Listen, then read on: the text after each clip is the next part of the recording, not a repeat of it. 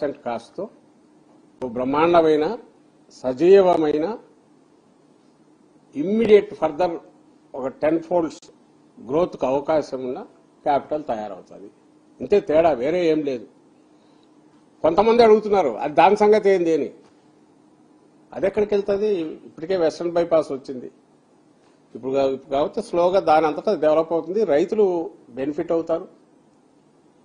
ఆ రైతులు బెనిఫిట్ కావడానికి అవసరమైన లేఅవుట్ల డెవలప్మెంట్ నువ్వు చేస్తున్నావంటే అది చేయట్లేదు. నిజంగా అక్కడ ఎవరు స్టేక్ హోల్డర్స్? చంద్రబాబు మాటల్లో చెప్పేది మమ్మల్ని వైఎస్ఆర్సీపీ మీద అటాక్ చేయించాలంటారో అప్పుడు మాట్లాడే మాటల్లో కూడా ఆయన అనేది కూడా రైతుల ఇది కొడుతున్నారు, రైతులు దీంట్లో స్టేక్ హోల్డర్స్ అంటారు. మరి ఆ స్టేక్ హోల్డర్స్కు నువ్వు ఏం గౌరవం ఇస్తావు? ఫస్ట్ చేయాల్సింది ఎవరు? ఏం చేయాలి? డెవలప్మెంట్కి తీసుకున్నప్పుడు డెవలపర్ చేయాల్సింది ఆ లేఅవుట్ డెవలప్ చేసి ఇవ్వడంతో నీ బాధ్యత అక్కడికి అవుతుంది. రిమైనింగ్ ల్యాండ్ నువ్వు ఏం చేసుకుంటావో నువ్వు చేసుకోవచ్చు. మరి ఇంతవరకు లాస్ట్ ప్రియారిటీ ఏదే చంద్రబాబు గారిది? లేఅవుట్ల డెవలప్మెంట్. ఇప్పుడు కూడా ఆయన మొదలు పెట్టింది 14 లేఅవుట్లలో, ఏదో ఇంతకుముందే చూశాను, 2 ప్రయోగాత్మకంగా మొదలు పెట్టాయంట. ప్రయోగాత్మకంగా నాకు అర్థం కావట్లా. అక్కడ మొదలు పెట్టి అది కూడా అసలు తుప్పలు తీసినారంట. ఇంతవరకు ఏం కాల.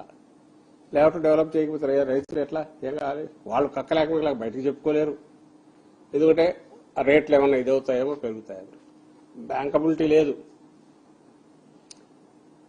ఈయన ఒక పక్క 60,000 గజం అంటాడు అక్కడ, కానీ అక్కడ బుక్ వాల్యూ పెట్టింది ఏదైతే రిజిస్ట్రేషన్ దీనికోసం 7,000 చిల్లర ఎంత పెట్టాడు, 5,700 ఎంత అక్కడ పెట్టాడు. ఇంకా 5,750 బ్యాంకు లోన్ ఎట్లా ఇస్తుంది? పోనీ ఇవ్వాలంటే దానికి రోడ్లు ఏమైనా ఉండాలి కదా. అమ్మాలంటే కొనేవాడైనా అప్రోచ్ రోడ్డు లోపల లేఅవుట్ లోపల రోడ్లు అడుగుతాడు కదా. పూర్వం వచ్చేది ఎప్పుడో అప్పుడు న్యూస్ పేపర్లో అడ్వర్టైజ్మెంట్ వచ్చేది, ఈ రియల్ ఎస్టేట్ మోసాలు చేసేవాళ్ళు లేక డెవలప్మెంట్ చేసేవాళ్ళు ఊరికి సిటీకి 50 కిలోమీటర్లు 100 కిలోమీటర్ల దూరంలో ఒక విమానం బొమ్మను ఇంకోటో పెట్టి ఓ బ్రహ్మాండమైన లేఅవుట్ అని వాయిదాల పద్ధతి మీద కూడా అమ్మేవాళ్ళు. దానికి చాలా మంది కట్టేవాళ్ళు, మెల్లగా వచ్చే కంపెనీలే పుట్టి వచ్చేది. అది అక్కడ విమానాశ్రయం వచ్చేది లేదు, వచ్చినా 20 కిలోమీటర్ల దూరంలో వస్తుంది. బట్ కొనేవాడు కూడా పెట్టేది చాలా తక్కువ అమౌంట్తో వస్తుంది కాబట్టి ఎంతో కొంత ప్లాట్ వస్తుంది లేదు తీసుకునేవాళ్ళు. అందుకు కూడా ఇది పనికిరావట్లా. ఎందుకంటే ఈయన పెట్టినవన్నీ కూడా 4 స్ట్రక్చర్స్ ఏమేమి ఉన్నాయో అవి ఎప్పటికి లేస్తాయో పునాదుల్లోంచి లేదు. ఈలోగా సీజన్ వచ్చింది, వర్షం పడితే మళ్ళీ నీళ్లు తోడాలి, రోడ్లు వేయలేడు, ఆ రోడ్లు వేసే ప్రయత్నం చేయట్లేదు.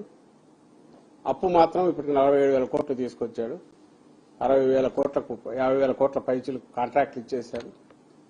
మిగిలినవన్నీ పక్కన పెడదాం. నేను ఈ 47,000 కోట్లతో ఏమేమి చేయొచ్చు? ఈ రోజు 47,000 కోట్లు నీ చేతిలో, నువ్వు ఆల్రెడీ అప్పు చేసింది అది తీసుకున్న దాంతో ఈ మచిలీపట్నం పోర్టు పూర్తి చేసిండొచ్చు, మెడికల్ కాలేజీలు పూర్తి చేసిండొచ్చు, 17 మెడికల్ కాలేజీలు, రాయలసీమ లిఫ్ట్ అది పూర్తి చేసిండొచ్చు, హంద్రీనీవా దాని కాలువ వెడల్పు దీన్ని పూర్తి చేయొచ్చు, వెలిగొండ ఎంత 1000 కోట్లు 1,100 కోట్లు ఉన్నట్టుంది, వాళ్ళ కాంపెన్సేషన్ R&R దీని కింద పే చేస్తే నీళ్లు రిలీజ్ చేయొచ్చు, పోలవరం నిర్వాసితుల ఇష్యూ పూర్తి చేయొచ్చు. నేమ్ ఎనీథింగ్ కళ్ల ముందు కనపడేవి. ఆరోగ్యశ్రీ బకాయిలు 10,000 కోట్లు ఉన్నట్టున్నాయి, ఫీజు రీయింబర్స్మెంట్ అదో 10,000 కోట్లు ఉన్నట్టుంది, వాటిని పే చేయొచ్చు. నీ ప్రియారిటీస్ ఏంటివి? ఇది ఏదైతే దోచుకోవడానికి ఉపయోగపడుతుందో ఆ ప్రియారిటీ పెట్టుకున్నాడు. దాన్ని తెచ్చి క్వశ్చన్ చేసినందుకు మా మీద విరుచుకుపడతారు. దీన్ని క్వశ్చన్ చేయాల్సింది మేమొకరం సరిపోవట్లేదు. దీనికి ఓ బాధ్యత కలిగిన ప్రతిపక్షంగా ఒక 5 ఏళ్ల పాటు ప్రజలకు ఏం కావాలో ఖచ్చితమైన ప్రాముఖ్యతలు ప్రియారిటీస్ సెలెక్ట్ చేసుకుని, జగన్మోహన్ రెడ్డి గారు చేసుకున్న ప్రియారిటీస్ ఏంటివి? ఆయన సెలెక్ట్ చేసుకున్న priorities Rayalaseema steel plant, Bhogapuram పూర్తి చేయడం, ఎయిర్పోర్టు, రాయలసీమ లిఫ్ట్ పూర్తి చేయడము, కాలువలన్నీ వెడల్పు చేసి కృష్ణా వాటర్ వస్తే ఫాస్ట్గా రిజర్వాయర్లన్నీ నింపే ప్రయత్నం చేయడం. వాటి వల్లే ఈ రోజుకు రిజర్వాయర్లు ఇంకా వర్షాలు లేకపోతే ఇప్పటికి ఉన్నాయి, లేకపోతే ఎప్పుడో ఖాళీ అయ్యేటివి. పోలవరం ప్రాజెక్టు పరిగెత్తించడము, 17 మెడికల్ కాలేజీలు. ఎడ్యుకేషన్ అంటే అవి నిజంగా పాఠశాలలు అంటే దేవాలయాల్లాగా ఉండాలా. అక్కడికి పోయే పిల్లలు కార్పొరేట్ స్కూళ్ళకు ధీటుగా వాళ్ళు చదువుకోవాలని చెప్పి అప్పట్లో 16,000 కోట్లు పెట్టి వాటి మొత్తం వాటి రూపాలే మార్చేయడం, హాస్పిటల్ అన్నింటి మీద 15,000 16,000 కోట్లు ఖర్చు పెట్టి అన్నింటినీ డెవలప్ చేయడం, అవి ఆయన ప్రియారిటీస్. 10 ఫిషింగ్ హార్బర్లు కట్టడం. ఏ ప్రియారిటీస్ కావాలి రాష్ట్రానికి? అగ్రికల్చర్ బేస్గా ఉన్న రాష్ట్రం. ఇది కూడా వదిలేస్తా. ఎక్కడైనా ప్రపంచంలో గవర్నమెంట్ బిల్డింగులు 1,000 కోట్లు 1,00,000 కోట్లు పెట్టి గవర్నమెంట్ బిల్డింగ్లు కట్టినవి ఎక్కడన్నా ఉందా? నాకు తెలిసి మయన్మార్లో ఒక్క చోట మిలిటరీ డిక్టేటర్షిప్ ఉన్నప్పుడు అడిగేవాడు ఉండడు కదా. వాళ్ళు ఒకటి కట్టారు, నేపిటా అని, ఒకటి క్యాపిటల్. విమానాలు రోడ్ల మీద దిగొచ్చు, కానీ మనుషులు ఎవరు ఉండరు దానిలో. మీరు కొట్టినా ఇప్పుడు కనపడుతుంది, గూగుల్లో కొడితే క్యాపిటల్ అని. డెడ్ సిటీ లాగా గోస్ట్ సిటీనే అంటారు దాన్ని. ఆఫీసులు ఉంటాయి కాబట్టి మండే కార్లన్నీ పొద్దున్నే అటు పోతాయి, ఫ్రైడే మళ్ళీ వేరే పక్క సిటీలకు వెళ్ళిపోతాయి. రాయ్పూర్, నయా రాయ్పూర్ పెట్టింది తక్కువ కాబట్టి ఎన్నేళ్ళైనా పెద్ద నష్టంలా. వాళ్ళంతా చేసింది 5,000 కోట్లు 6,000 కోట్లు. ఛత్తీస్గఢ్ అక్కడ కూడా ఎవరు ఉండరు. అది ఇంకా ఎందుకంటే ప్లెయిన్ ఇది 17 కిలోమీటర్ల దూరం 20 కిలోమీటర్ల దూరంలో కనెక్టివిటీ ఉండే రాయ్పూర్ ఉంది. సో అందరూ అక్కడికి వెళ్తున్నారు, బిల్డింగ్లు ఖాళీ ఉంటుంది. చండీగఢ్ న్యాచురల్ గా 2 స్టేట్స్ క్యాపిటల్ అయి ఇన్నేళ్లు పట్టింది దానికి ఓ డెవలప్మెంట్. 70, 80, 1980s వచ్చి ఎప్పుడో 50s నుంచి పడితే 80s, 90s దానికి కాలే.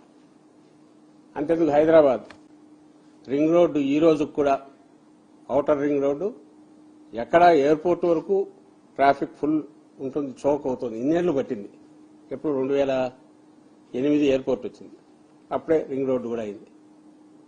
ఇంకా అటువైపు వెనక్కు పోతే ఫైనాన్షియల్ డిస్ట్రిక్ట్ దాటినా తగ్గుతా పటాన్చేరి దాటినాక రోడ్లన్నీ ఫ్రీగా ఉంటాయి. ఎందుకు? డెవలప్మెంట్ దట్ టేక్స్ టైం పడుతుంది కాబట్టి. నువ్వు అట్లా వదలగలిగితే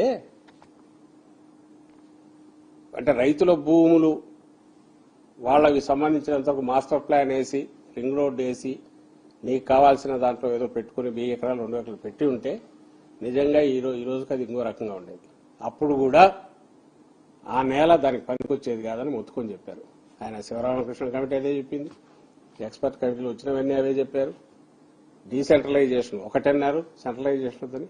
రెండవది ఆ టెర్రైన్ పనికిరాదు, అది రైస్ బౌల్ లాగా ఉంది, లేదా విభిన్నమైన ఇది ఉంది, ఒక గ్రీన్ ఎకో సిస్టమ్ డెవలప్ అయింది, దాన్ని ఇచ్చేయొద్దన్నారు. ఎందుకంటే అది లోతట్టు ప్రాంతం, ఫ్లడ్ ప్రోన్ ఏరియా, అసాధ్యం ఏంటి. నువ్వు అలాంటి చోట పోయి 50 అంతస్తులు 60 అంతస్తులు 52 లక్షల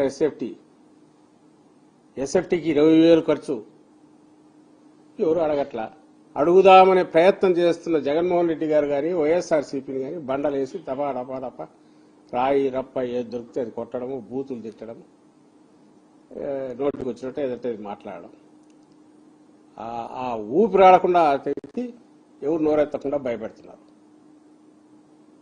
దానికి బద్దలు కొట్టాలా, ఒక స్పష్టత ఇవ్వాలా.